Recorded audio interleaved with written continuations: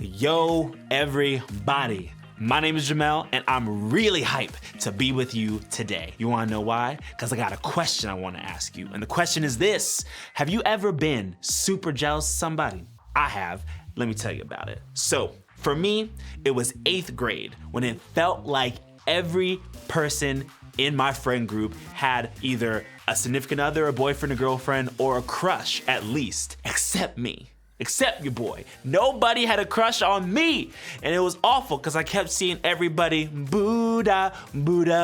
If you know that phrase, it's really just having a boyfriend or girlfriend. So everybody had somebody except me. And I'm looking at all my homies, especially my one homie named Matt. Matt had a girlfriend and then even still had like 3 other crushes on top of the girlfriend. It was crazy. And I'm saying to myself, how come he gets all of these crushes and I got nobody? Maybe you can relate to that, but even if you can't, I think it's a fact that every single person has felt jealousy at some point in your life about something. Because jealousy is a part of what comes from getting caught up in comparison. It's what we feel when we want what someone else has. Whether you're by yourself or with a group of people, I want you to read the scenario on the screen and talk about or write down the feeling that comes to mind.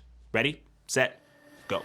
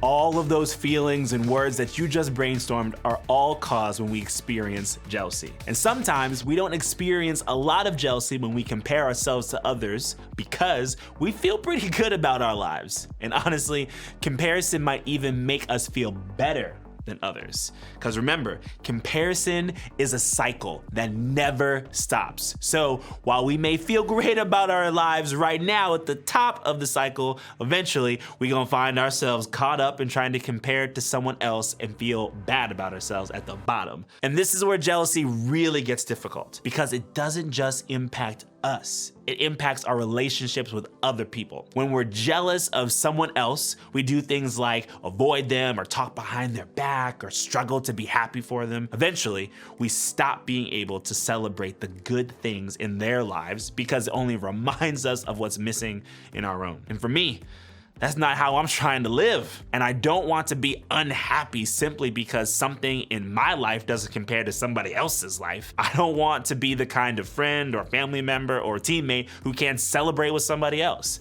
And I'm sure that you don't either. So, how do we keep ourselves from getting caught up in the jealousy that comes from comparison? People have been dealing with this whole jealousy thing for thousands of years. Even the authors in the Bible share story after story of people whose lives were affected by it. One of those people was a guy named David. David's story is all over the place because he went from being a shepherd boy to a hero on the battlefield to eventually becoming king. At first, the king of Israel at the time, a guy named Saul, like David. I mean, David killed a giant named Goliath and helped the nation with a huge win in battle. That was a big victory for Saul's army. Since everyone was excited over the victory, the people of Israel greeted Saul with a parade to celebrate as the army returned from the battle. And that, my homies, is when things started to change. Saul had a major issue with the way the people decided to celebrate.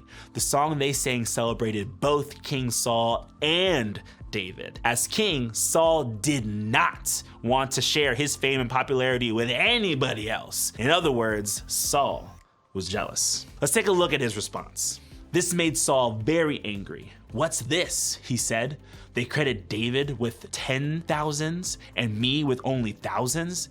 Next, they'll be making him their king." So from that time on, Saul kept a jealous eye on David. You see what happened there? Just like that, jealousy changed the way that Saul viewed David. Eventually, that jealousy changed the way he even treated David. It got so bad that Saul even tried to kill David. Not once, not twice, but multiple times. It got crazy out there. Jealousy changed Saul completely. He was happy with his life and his relationship with David until he started comparing himself to David. That comparison led to jealousy. And that jealousy changed everything. It changed Saul, it changed his relationship with David, and it changed the rest of Saul's story. And I know this is a little dramatic, but that's what jealousy has the power to do. It can change the way that we see what we have. It can destroy our relationships with other people. It can kill our ability to celebrate the good things happening in our lives and in their lives. Another place in the Bible is a book called Proverbs, also known as the Book of Wisdom. In it, the writer explained jealousy this way: "A heart at peace gives life to the body, but envy rots the bones." Envy is just another way to say jealousy. As the writer of this proverb said, it has the potential to rot or break down your bones. Just think about your bones for a second. They're a pretty important part of your body. They're the core of what holds you up, right? The writer here was making the point that jealousy rots or ruins us from the core. It breaks you down. It eats at you. Of course, it won't literally do any of those things. The writer was just simply painting a picture of the way jealousy impacts our lives from the inside out. That's what happened to Saul. Jealousy rotted everything in his life. It consumed him, so much so that he could hardly leave the nation because of it. But David, he kept his heart at peace. As the proverb tells us, that's what gives life to the body. Because you see, while jealousy breaks down, peace builds up. Even though David was hurt by Saul's jealousy, he never went down the road of comparison with Saul. David kept his eyes on the good that was promised to him, and that helped him stay at peace. It helped him break free from comparison. And the same can be true for us. When we keep our eyes focused on what we have, we'll find more peace. When we stop focusing on what others have, we'll be able to enjoy the good in our lives and in their lives more easily. Because the truth is this: celebrating is better than comparing. How do we avoid getting caught up in comparison and jealousy? How do we choose to celebrate others and ourselves instead? I think we can begin by doing two things. First, start with you. Think about what you do that's worth celebrating. Whether it's a friendship, something about your family, a good grade, a beautiful day, or just the fact that God loves you. There's something you have that's worth celebrating, big or small. Start breaking free from jealousy by celebrating the good things in your own life. Then celebrate somebody else. I want you to try to find a way to celebrate a person you're jealous of right now. I know. It's not gonna be easy, but remember, celebration will help you move towards peace, and peace will build you up. So congratulate them for doing something awesome. Compliment them or talk positively about them when their name comes up. If all you can do is pray for them, that works too. I know this is maybe a tough ask, right?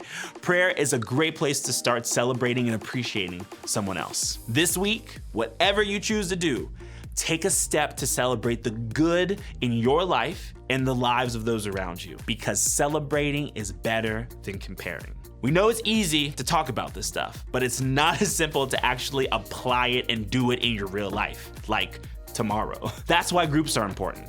Together, we can encourage each other to choose celebration over comparison, not just while you're at church, but as you go through every single day.